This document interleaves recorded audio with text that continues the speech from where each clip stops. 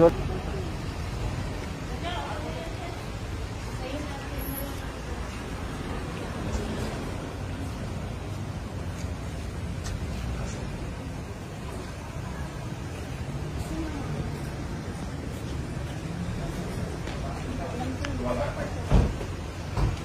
Ma'am, kumusta po siya, ma'am? I don't know. Hindi ko alam paano mag-assess. Kasi may doktor naman. Opo. Nagsuka siya ng nagsuka. Tapos nagpulang. Inaano namin. May condition po ba siya, ma'am?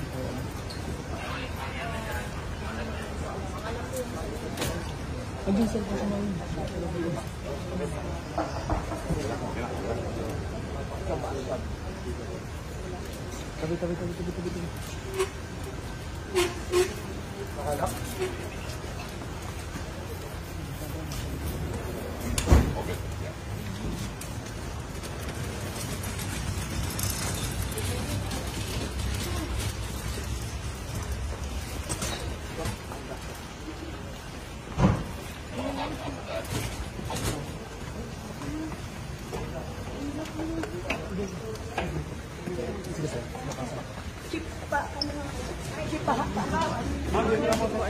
Bawal. Kung ano yung mga ginagawa ng mga doctors, pero sinabi ko lang sa kanya na gusto ng nanay na tingnan siya ng mga doctors at yun, sinabihan ko yung mga doctors na gawin nila lahat kung ano yung kailangan nila gawin.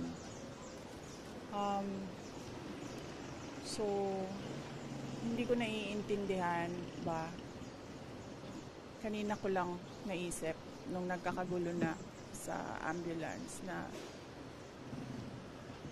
paulit-ulit kami humihingi ng tulong doon sa loob ng detention center. Tapos walang tumutulong sa amin. Nung tinanong ko yung doktor, pwede bang private vehicle na lang ang pagkargahan? Sabi niya, kung wala naman talagang ambulance, sabi niya, okay na yan. Ako na ang mag-assist sa patient. Tapos, nung nandyan na yung private vehicle, biglang may dumating na ambulance ng police. So, ibig sabihin, nandun lang sila